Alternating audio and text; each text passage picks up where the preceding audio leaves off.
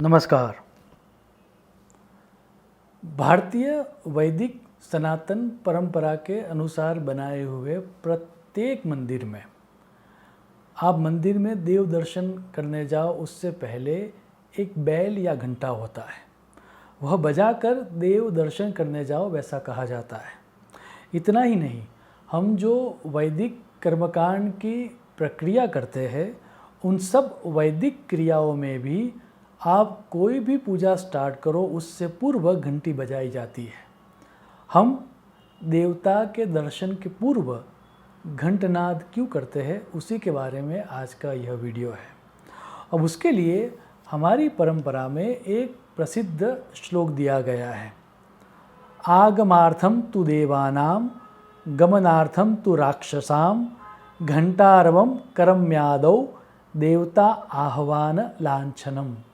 अर्थात देवताओं का आगमन हो और राक्षस चले जाए, इसीलिए पूजा के प्रारंभ में या मंदिर में दर्शन के पूर्व घंटारव किया जाता है।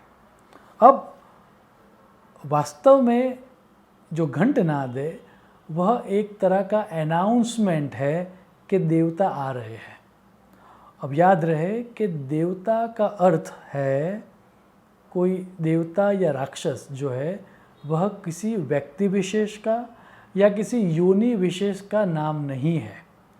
देव मीन्स कंस्ट्रक्टिव पॉजिटिव एट्रीब्यूट्स और राक्षस मीन्स डिस्ट्रक्टिव नेगेटिव एट्रीब्यूट्स।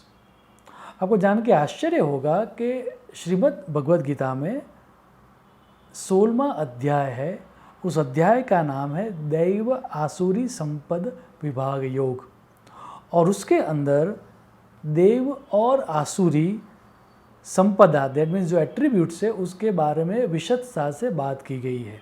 आप उसी अध्याय का एक श्लोक देखें। द्वौ भूत सर्गो लोकेस्मिन् दैव आसुर एव च। अर्थात संसार में मनुष्यों की दो तरह की सृष्टियाँ होती है, दैवी और आसुरी। इसका अर्थ ये हुआ कि जब हम मंदिर में जाते हैं और हम घंट बजाते हैं, हमारे अंदर सुसुप्त पड़ी हुई दैवी शक्तियों को हम जागृत करते हैं और जो हमारे अंदर नकारात्मक या नेगेटिव एनर्जीज जो है उनको हम दूर करते हैं। ऐसा समझ के चलिए कि हमारा अंतःकरण शुद्ध हो, धैर्य, अहिंसा, प्रसन्नता, परोपकार जैसी अपलिफ्टिंग एनर्जीज हमारे अंदर एक्टिवेट हो जाए और दंभ, घमंड, कठोरता, अज्ञान वगैरह जैसी नेगेटिव एनर्जीज हमारे अंदर से दूर हो जाए।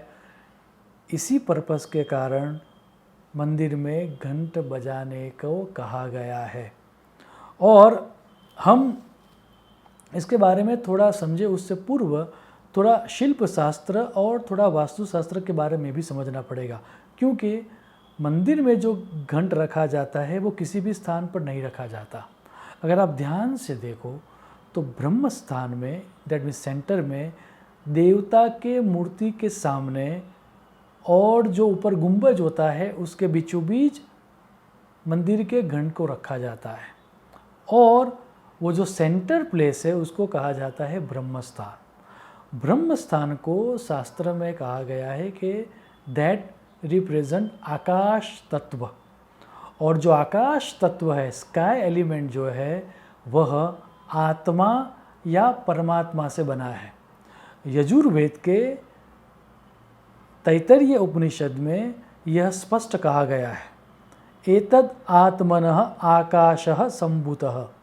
अर्थात इस आत्मा या परमात्मा से आकाश तत्व पैदा हुआ है।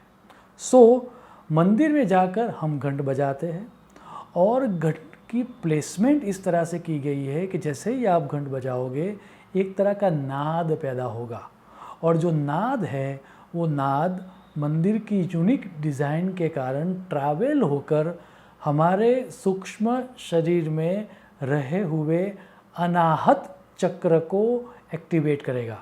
अब अनाहत चक्र का अर्थ क्या है? अनाहत चक्र का अर्थ है हमारा हार्ट चक्र। चक्रों के बारे में जिनको थोड़ा बहुत भी पता है उन सबको पता है कि हमारे 7 चक्र होते हैं। 3 जो चक्र है वह नीचे है, 3 चक्र जो है वो ऊपर है, और बीच में जो हार्ट चक्र है वह नीचे के चक्र 3 और ऊपर के 3 चक्र उन सबको बैलेंस करने का काम करता है। सो हार्ट चक्र is a kind of A balancing energy है, और इसीलिए वास्तु के मध्य भाग में हार्ट कहा गया है ब्रह्मा जी का या वास्तु पुरुष का। सो वो भी हार्ट है। सो मंदिर में जैसे ही हम जाके घंट बजाएंगे, घंट के नाद के द्वारा हमारा अनाहत चक्र एक्टिवेट होगा। अब नाम भी देखें, अनाहत का अर्थ क्या है? अनआहत, जिसमें आहत नहीं होती, राइट? आहत का मतलब है आवाज़। सो ऐसी साउंड जो हमारे अनाहत चक्र को एक्टिवेट करे ताकि हम हमारे अंदर बैठे हुए ईश्वर को प्राप्त कर सके, यह पर्पस है घंटनाद का। जैसा कि हम सबको पता है, श्रीमद् भगवद गीता में बार बार कहा गया है कि ईश्वर हम सब के अंदर है। श्री कृष्ण भगवान की घोषणा देखें, ईश्वरः सर्वभूतानां हृद्देश अर्जुन तिष्ठति, अर्थात ईश्वर हम सब के हृदय में रहता है। सो हम मंदिर में जाएंगे, मंदिर में जाके हम घंटनाद करेंगे, और वो जो घंटनाद है वह घंटनाद हमारे हार्ट चक्र को एक्टिवेट करेगा, और वो हार्ट चक्र एक्टिवेट होके हमें एक रिसेप्टिव मोड में डालेगा, ताकि जो यूनिवर्सल एनर्जी है जिसको हम ईश्वर कहे या परमात्मा कहे, वह एनर्जी हमारे अंदर संचारित हो सके, डाउनलोड हो सके। यही पर्पस है घंटनाद का। अब घंटनाद से हमें वर्तमान में शांति मिले, क्योंकि रचना इस तरह की है कि वो जो साउंड जाएगा वो साउंड ट्रैवल करेगा मंदिर के गुंबज के अंदर और वापस हमारे अंदर आएगा, उससे हमें शांति मिलती है। ये प्रूवन फैक्ट है। अब वर्तमान में शांति मिलेगी, भविष्य में जाके हमें सुख मिलेगा, क्योंकि हम इन्वेस्ट कर रहे हैं, हमारे हार्ट चक्र को एक्टिवेट करके हम यूनिवर्सल एनर्जी को डाउनलोड कर रहे हैं, तो आगे जाके उससे हमें सुख मिलेगा। लेकिन ये 2 लाभ मिल रहे ऐसा नहीं है। स्कंद पुराण ये कहता है कि हमने पीछे जन्मों में जो पाप किए हैं वह पाप भी घंटनाद से दूर होते हैं। आप स्कंद पुराण की घोषणा देखें, मंदिर में घंट बजाने से मानव के 100 जन्मों के पाप नष्ट हो जाते हैं, और यह भी कहा जाता है कि घंटी बजाने से देवताओं के सामने आपकी हाजिरी लग जाती है।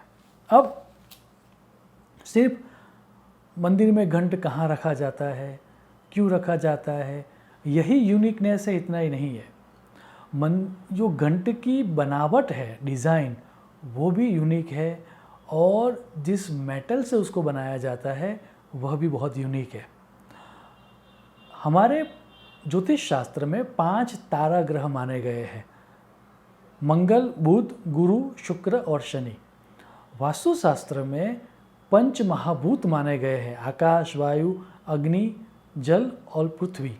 वैसे ही 5 धातु माने गए हैं। मंदिर का जो घंट है वह 5 धातु से बनाना चाहिए, वैसा शास्त्रों में कहा गया है। कौन सी 5 धातु? तो gold, silver, copper, zinc that means पीतल, लोहा मीन्स आयरन। सो जैसे ही हम मंदिर में जाएंगे, हम मंदिर के घंट को स्पर्श करेंगे, वह स्पर्श करने से वह 5 धातु का लाभ हमें मिलता है, जिसका कोरिलेशन 5 महाभूत से है और जिसका कोरिलेशन 5 तारा ग्रहों के साथ है। सो ये कॉम्बिनेशन के साथ जब हम घंट बजाते हैं तो वो जो एनर्जी है, यूनिवर्सल एनर्जी, उसको रिसीव करने के लिए हम तैयार हो जाते हैं। याद रहे, जैसा मैंने पहले बताया था कि मंदिर जो है वह इंस्ट्रूमेंट है यूनिवर्सल एनर्जी को डाउनलोड करने का। अब यूनिवर्सल एनर्जी डाउनलोड करने से पहले हमें हमारे शरीर को अलाइनमेंट में लाना पड़ेगा। तो घंटनाद जो है वह हमारे शरीर को अलाइन करने की प्रक्रिया है। सो नेक्स्ट टाइम आप घर में कोई कर्मकांड की प्रक्रिया कर रहे हो तो आप घंटी बजाना, और जब आप मंदिर में जाओ तो देव दर्शन के पूर्व घंट बजाना मत भूलना, क्योंकि घंटनाद की प्रक्रिया हमें यूनिवर्सल एनर्जी प्राप्त हो उसका अलाइनमेंट सेट करने की एक प्रक्रिया है। शुभम भवतु। प्रणाम।